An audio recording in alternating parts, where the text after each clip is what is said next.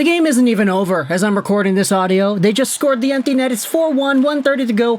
Oh, there are some guys going to the box now. I don't care. I have a ton of notes written out about the events in this game. Oh, the goals, the chances, the shots, the this, the that, the whatever. I don't care much about that. Oh, it's Nikita Zadorov off for roughing. Wow, the Preds get a power play. Up 4-1. How amazing is that? The Vancouver Canucks need to find an answer. Because this Game 2 against the Nashville Predators, which is going to be either a 4-1 loss, maybe a 5-1 loss if the Preds score on this power play. The Vancouver Canucks sure as hell are not getting themselves a goal at the end of this. They're not getting anything because this team forgot how to play hockey. And I'm going to call out one guy. You know him, you love him. He's in the title. He's in the thumbnail. Elias Pettersson. Man, You know, we've made our videos talking about Pettersson and this season, and for the most part, I think a lot of us can agree that for certain parts of the season, especially towards the end of the year, EP40 was not playing like the $11.6 million guy that we know he can be. There were parts in this season where he was. At the beginning of the year, where he was the #1 point guy in the NHL, he absolutely popped off. At the January part of the year where he was just dominating multiple multi-point games, getting all these shots, getting all these goals. Pettersson was a beast in those two particular areas of the season. And you can say that those two sections of the season are pretty big determining factors as to why he got the money that he did. But it's not January anymore. It's not been January for a while, and Elias Pettersson for a while has been snake-bitten. He still has been scoring some points here and there, but he definitely has not looked as dynamic as we want him to, as we believe he can be. And in this game, Game 2 against Nashville, we saw the epitome of that, because Elias Pettersson is broken. This game, especially early on, saw two amazing, prime, high-danger scoring chances for Elias Pettersson that he completely fumbled both times. There were multiple moments in the game where he just keeps on falling down. There are inaccurate passes, inaccurate shots when he did shoot the puck, and there was one play in particular where the Canucks had so much offensive pressure, lots of zone time. In fact, they had a lot of zone time throughout the entire game, but the one play that I'm referring to when it was still 1-0, when it was still within reach, Elias Pettersson is the guy at the left point whom Quinn Hughes is throwing the puck back towards to try to keep the pressure and sustain the momentum, and Petey completely just loses it, is not able to get the pass, the play escapes the zone, and that is it. Elias Pettersson is a shade of his former self, and I tweeted out about it. I got some replies, I got some messages saying, oh yeah, no, like, what are you talking about? Like, somebody replied to my tweet earlier today, oh, stop trying to push this narrative. What narrative? This is just the truth. If anybody watched this game and saw Elias Pettersson and said to themselves after, wow, Petey had a great game, he had so many chances. No, you're lying to yourself. Think about the opportunities that the Vancouver Canucks got in this game. Think about the chances that he got. Think about what's expected out of him. $11.6 million a year. And that is the performance we see? We didn't even get into what the chances were. We're just talking about the rant, but my gosh. Ay, what a just disaster, nightmare game for Elias Pettersson. Nightmare game. He missed out on two really easy goals. He caused another goal for Nashville, and look, the game score, the charts that they post on social media, they're not out yet, but I would beg to bet that Elias Pettersson is one of the worst players on the Canucks from tonight's game's worth of action. So, Canucks lose 4-1 is the final score, and it's all doom and gloom heading into the game. Honestly, like, I feel like many Canucks fans were sort of worrying about this. Hey, no Thatcher Demko. He may not return for the rest of the series. Okay, Casey DeSmith, it's his time to shine. And Tyler Myers is also out of the lineup too. He's out with an injury. Noah Juleson has to come in.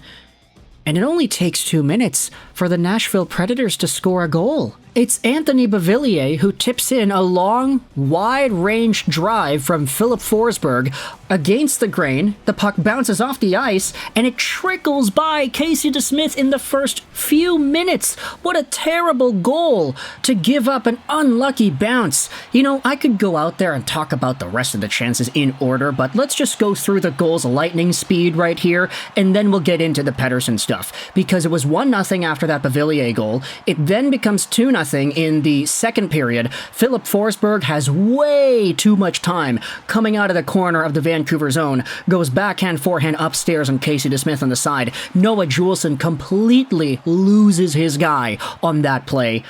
The 3-0 goal is scored just a little bit later. It is a nightmare shift for Elias Pettersson. He has a terrible giveaway at the Canucks blue line, which allows Nashville to come in. Shot on the rush, the rebound, and it's Pettersson's check, Colton Sissons, who's able to come right in and put that rebound back in the basket. Pettersson is trying to hunt down his check, and he ends up falling in the process. He doesn't do anything to disrupt Colton Sissons' goal. Pettersson almost looked like he put it in himself, and that was all started because he was the guy that made the fumble pass at the blue line. Eventually, a few minutes later, it's Nikita Zadorov who makes it 3-1. He gets the only Canucks goal on the game.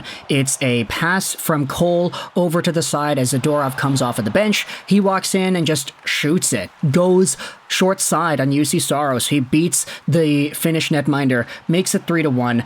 And then in the third period, it's a 4-1 game once Kiefer Sherwood scores on the empty net. That's it. Those are all the goals that were scored. But for Elias Pettersson himself, I want to refer to a tweet made here by Grady on Twitter. This was at the end of the first period. The Canucks should have had 2 goals from Elias Pettersson, but instead they find themselves down 1-0. Because the first chance by Pettersson on the power play, he has a wide open net to shoot at. He has his head down. Instead of shooting on goal, he passes it behind Connor Garland, and it's a saucer pass too. The pass is right behind the guy. He can't even control it. And then a little bit later at the end of the first, Pettersson gets a beautiful pass cross crease from Quinn Hughes. He has an open net to shoot at. You see all this space right here. Nah, he shoots it off the side of the damn net. Add to this the shift where the Canucks had some really good offensive pressure. Oh wait, you don't know what shift I'm referring to? Yeah, that's right, because they had a lot of great offensive pressure in this one. But one of the earlier ones where the Canucks were just cycling around, Quinn Hughes doing his thing. Hughes tries to go back to Petey at the blue line, who's at the left side. But instead of controlling the play and keeping the momentum, Pettersson completely misses the pass. It goes right by him. He puts his head up to the heavens, and the Canucks have to go back into the neutral zone. That's it. Play is over. Done. That was like one of the more cringe-worthy moments that Petey had in this game. And that wasn't even like top 2 most frustrating because of the goals that he pretty much refused to score. And the goal that he gave away pretty much to the Predators guys off that turnover. And then you talk about what the Canucks did right. Their offense, so much zone time, so many shot attempts. But what did the Predators do to shut this team down? They just got in front of every shot lane. They blocked everything. They were putting their bodies on the line. They made it so that Juuse Saros did not need to make any saves. If I have to respect one thing about the Predators, it's their dedication. You talk about Rick Tocchet saying, yeah, you gotta embrace the pain, folks. That's the motto. That's what the Predators are doing. The Canucks had 6 blocked shots in this game. With 5 minutes to go in the game, the Preds had 31? This team was blocking everything. They're blocking everything with their bodies, they're blocking them all with their sticks, and when the pucks do go through, like JT Miller's slap pass to Elias Pettersson on the power play, it deflects off the gosh darn post.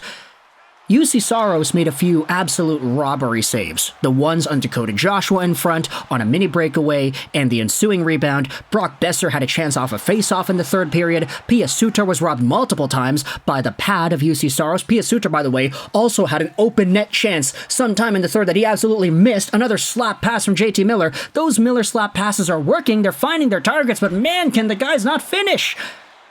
Canucks power play in this game. Really bad. They went 0 for 4. Now, the Preds' power play went 0 for 4 too. The Canucks actually did, I'd say, look a little bit better in terms of the penalty killing, because the Preds, their penalty killing consisted of just blocking everything that moved. The Preds, for all intents and purposes, won this game because they hung on, and the Vancouver Canucks just could not break through that defense. The team was off, they were shaky, Casey DeSmith didn't give them much confidence, especially with the way he was handling the puck, dropping it off for his defensemen. You could tell there were some nerves there.